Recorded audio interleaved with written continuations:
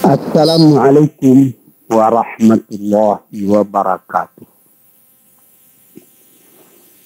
Para pendengar dan peminat kaset yang tengah diputar ini, saya menyatakan rasa berbahagia, rasa syukur kepada Allah dapat menyampaikan dakwah saya ini sekarang dengan kaset. Moga-moga dapat tuan-tuan putarkan, tuan-tuan dengarkan. Ketika tenang-tenang dengan anak-anak di rumah. Atau ketika naik mobil. Di mobil-mobil yang dapat memasang kaset dalam perjalanan yang jauh. Sehingga kecapean dan kepenatan dalam perjalanan pun hilang. Karena mendengarkan suara ini. Yang akan jadi citra saya pada hari ini adalah apa yang pernah kejadian di zaman Nabi kita Muhammad sallallahu alaihi wasallam. Di dalam riwayat ada diceritakan bahwa pada suatu hari kira-kira pukul 9 pagi sepenggalah matahari naik, Rasulullah Shallallahu Alaihi Wasallam berjalan dari rumahnya, dari biliknya, menuju ke dalam masjid beliau yang mulia di Madinah. Ketika itu biasanya ada juga orang yang sembahyang di masjid, sembahyang sunat duha. Tapi umumnya masyarakat sudah keluar dari rumahnya pagi-pagi, bekerja menurut bidang masing-masing. Yang pergi bertani, yang pergi berniaga, yang pergi mengembalakan unta atau kambingnya. Tinggallah beberapa orang saja. Beliau lihat di sudut masjid ada satu orang pemuda sedang duduk tafakur termenung. Mukanya kelihatan muram saja, menunjukkan kesedihan yang terpendam di dalam hatinya. Rasulullah mendekat kepada pemuda yang tafakur itu. Setelah dilihatnya Rasulullah datang, dia pun menengadahkan muka. Rasulullah pun bertanya, mengapa di saat begini engkau duduk tafakur dalam masjid? Dan wajahmu kelihatan ada menampakkan kesedihan atau muram durja. Apakah yang engkau derita sekarang ini? Jadi pemuda tadi menjawab, hazanun lazimatni ya Rasulullah wa duyunun. Artinya, aku ditimpa duka cita ya Rasulullah. Karena utang. Rupanya orang ini berutang. Utang telah lama. Janji sudah dekat. Persediaan buat membayar belum ada. Itu yang saya menungkan di sini ya Rasulullah. Dengan senyum Rasulullah menjawab, sudikah engkau kalau aku ajarkan kepadamu suatu bacaan? Apabila bacaan ini, yaitu berupa doa, engkau baca pagi-pagi, dan nanti petang-petang pun engkau baca pula dengan hati khusyuk. InsyaAllah hutangmu itu akan terbayar. Tentu pemuda tadi dengan besar hati menjawab, tentu ya Rasulullah. Aku senang sekali kalau dapat engkau ajarkan kepadaku apakah doa itu. Lalu Rasulullah membacakan, mengajarkan kepada pemuda itu. Doa ini. Inilah yang akan saya bacakan pula, mudah-mudahan kita semuanya dapat pula mengambil bacaan ini menjadi bacaan kita. Kita baca pagi, kita baca petang. Apa bunyinya? Allahumma inni a'udzubika minal hammi wal hazani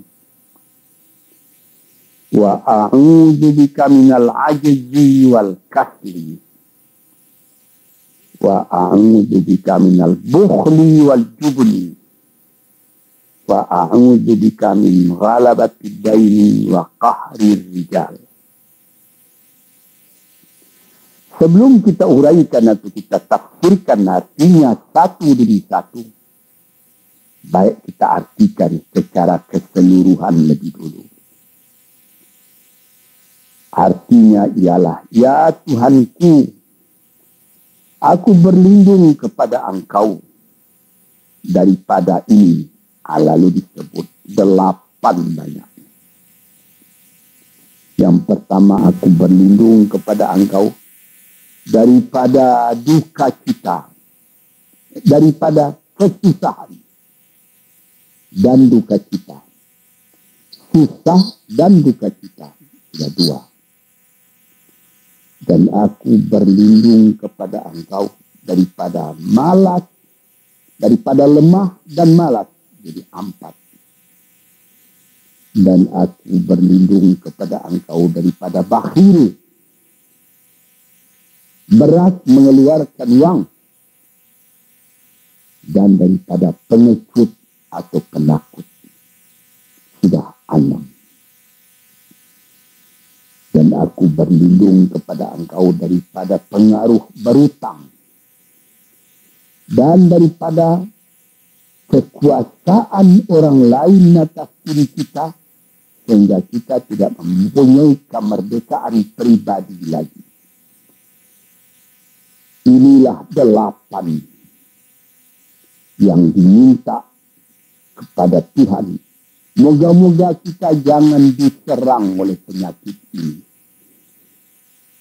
Karena kalau ada ini penyakit yang 8 perkara, itu kita mempunyai pribadi yang lemah.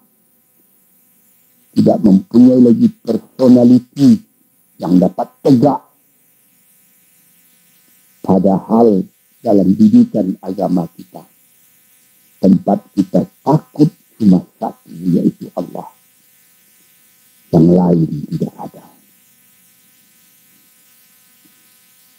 Yang pertama, susah. Apabila orang telah susah, pikirannya pun sudah tertumbuk. Jalan untuk maju tidak ada lagi. Padahal dalam kehidupan itu, manusia tidak akan berjalan di atas jalan yang datar saja, yang bertaburkan kembang. Kehidupan itu mendaki, menurun, melereng, berenang, melalui ombak dan gelombang. Itu pasti dalam hidup. Apa yang disusahkan? Kusut, tak ada kusut yang tidak selesai. Keruh, tak ada keruh yang tidak jernih. Apabila pikiran kita telah susah lebih dulu, maka gelaplah jalan yang kita tempuh ke muka dalam kehidupan tadi. Yang kedua, kita disuruh berlindung kepada Allah daripada duka cita. Yang menyebabkan orang duka cita itu memang banyak. Misalnya, kehilangan barang yang disukai, kematian orang yang disenangi, bahaya yang datang dengan tiba-tiba. Orang yang ditunggu sudah lama tidak datang. Barang yang dicari tak bertemu dan lain-lain sebagainya. Lalu tumbuh hazan, duka cita. Kalau kesusahan menjadikan soal yang kita hadapi jadi kusut, kedukaan menyebabkan jalan yang kita tempuh jadi gelap. Ini dua hal yang bisa menghambat menjadi rintangan bagi manusia di dalam kehidupannya.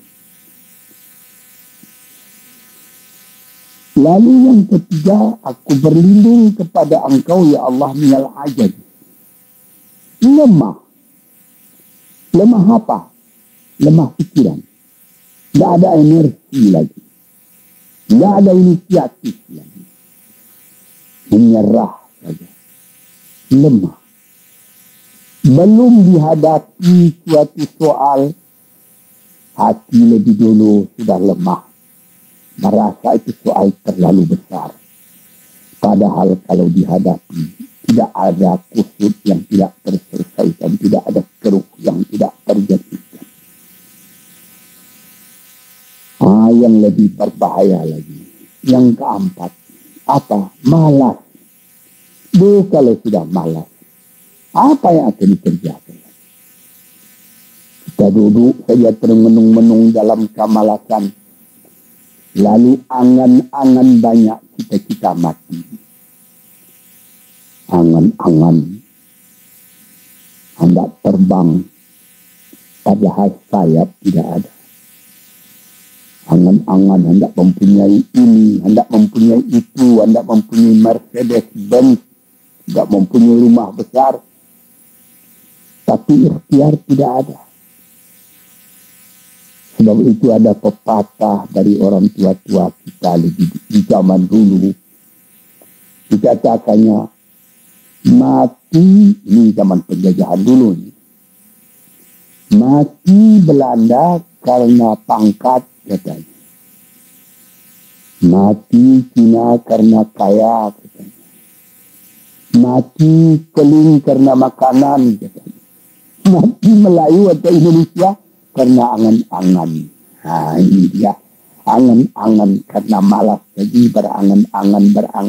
Tapi malas. Jadi tidak jadi. Dan itu membentuk juga kepada diri kita. Orang pemalas itu jalannya lunglai saja. Matanya muram saja. Tak jauh dia memandang. Ini penyakit. Itu 4 penyakit. Lantas dikatakannya lagi yang nomor 5 dan nomor 6. Wa a'udzu bika minal bukhli wal jubni. Dan aku berlindung kepada Engkau daripada bakhil dan pengecut. Ini lebih berbahaya lagi. Dikumpul-kumpulnya harta banyak-banyak. Maksudnya tadi hendak menguasai harta itu. Lama-lama dengan tidak disadarinya, harta itulah yang menguasai dia. Dia menjadi bakhil. Siang malam tidak ada kesenangan, cuma sibuk cari uang.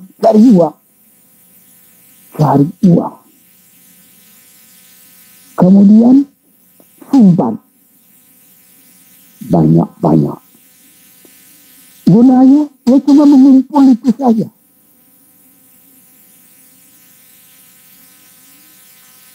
Akhirnya berapa banyaknya orang yang mengumpul harta banyak-banyak, faedahnya tidak didapat. Saya ingat cerita dahulu 40 tahun yang lalu ketika saya masih tinggal di kota Medan. Ada satu orang kaya mengumpul harta. Terkenal dia kaya di Medan. Beberapa buah rumah, puluhan rumah yang dipersewakannya. Dan ada lagi harta-harta yang lain. Dia berjalan di jalan raya Kota Medan itu dengan jalan kaki pakai payung satu. Padahal orang sudah mulai membeli mobil. Entah Cadillac lah, entah Chevrolet lah. Model-model yang terkenal sebelum perang. Anaknya mengambil faidah dari kekayaan ayahnya. Dia beli mobil dengan uang ayahnya. Lalu orang bertanya, Tuan, anak Tuan sudah naik mobil, Tuan masih jalan kaki. Apa jawab si bakil tadi? Saya anak orang miskin, anak saya anak orang kaya. Katanya. Inilah orang yang bukan lagi mencari harta buat menguasai harta itu, tetapi dia mencari harta buat dikuasai oleh harta itu. Yang nomor 6 lebih jahat lagi. Apa? Jubun, pengecut. Pengecut ini menjadikan separuh dari kehidupan manusia menjadi gagal. Ada pepatah orang. Kalau engkau berniaga atau berusaha, meskipun modalmu tadinya tidak ada, asal engkau berani, itulah modal utama dalam hidup. Sesuai dengan pepatah Melayu atau pepatah Indonesia lama, dia katakan, robeklah tali, putuslah tali layang-layang, robek kertas tentang bingkai. Hidup jangan mengepalang, tidak kaya berani pakai. Hidup jangan mengepalang, tanggung-tanggung, jangan. Tidak kaya berani pakai. Keberanian itu adalah modal. Sebab itu kalau orang rugi berniaga, itu belum rugi. Yang penting berani. Karena ada perniagaan itu tidak saja beruntung, rugi juga kadang-kadang. Tapi kalau keberanian yang hilang, separuh daripada kekayaan tadi sudah habis. Walaupun masih banyak ada, tapi keberanian tidak ada, separuh sudah habis. Akhirnya, walaupun kekayaan besar, tapi kepercayaan hilang, itu namanya habis, tidak ada lagi. Walaupun berjuta yang tinggal dalam tangan, tapi orang tidak percaya. Apa lagi artinya? Sebab itu yang pertama sekali modal itu keberanian menghadapi hidup. Ini 6. Yang ke-7 dan 8, wa a'udzu bika min ghalabati daini wa qahri rijal, dan aku berlindung kepada Engkau ya Ilahi daripada pengaruh utang. Utang itu, itulah anak muda yang duduk di sudut masjid tadi, dipengaruhi oleh utang. Sampai Rasulullah sendiri pun mengatakan, iyyakum wad-daina. Jagalah supaya kalau sedapat-dapatnya jangan sampai berutang. Tapi ini bisa juga berutang kalau keberanian tidak ada, dan berani itu membuka jalan buat mencari bayarnya. Tetapi kalau pengecut, berutang lagi itu payah buat membayar. Sebab itu Nabi mengatakan, iyyakum wad-daina, saya dapat-dapatnya, elakkanlah supaya jangan berutang. Fa'inahu hammun fil laili wa mazallatun fil nahari. Hutang itu susah pada malam hari, mata tidak mau tidur. Dengan apa timbangan hutang tadi, berapa hutang, berapa yang akan diterima, sehingga mata tidak mau tidur malam itu memikirkan hutang. Akhirnya mazallatun fin nahari, kalau siang hari badan berasa hina, tak berani keluar dari rumah. Kota Jakarta yang begitu besar, bersilang siur, jalan-jalan raya, jalan Tamrin, Diponegoro, Imam Bonjol, Cut Mutia, dan lain-lain nama jalan. Ada orang yang jalan itu bertambah lama, bertambah kecil jumlahnya. Kalau orang lain mempunyai 100 macam jalan, dia paling tinggi cuma 2 saja jalan yang dapat jalan. Jalan dari rumahnya ke tempat yang tertentu. Yang lain dia tidak berani. Kenapa? Karena ada tempat dia berutang. Jadi dikatakan dalam hadis itu, orang berutang malam tak mau tidur, siang malu sama orang. Takut akan ditanyai, takut akan dicari. Ataupun dia berbenam di rumah, datang orang menunggu piutang. Dia bilangkan kepada pembantunya atau kepada anaknya, katakan bapak tidak di rumah. Anak yang tolol atau pembantu yang tolol menjawab, mana bapak? Dia suruh bilangkan bahwa bapak tidak ada di rumah. Kata anak tadi, bertambah susah. Lantas yang nomor 8, wakahri rijal. Kita tidak mempunyai lagi kemerdekaan diri buat menyatakan perasaan kita karena kita segan kepada orang. Kita terlalu banyak berutang budi kepadanya. Kita terlalu banyak mendapat hadiah daripadanya. Kita terlalu banyak dan lain-lain. Sehingga mulut kita jadi tertutup, tak dapat bercakap lagi. Ditekan oleh hutang budi kepada orang tadi. Kemerdekaan diri tidak ada lagi. Inilah 8 perkara yang ditunjukkan oleh Nabi Sallallahu Alaihi Wasallam kepada pemuda yang duduk tadi.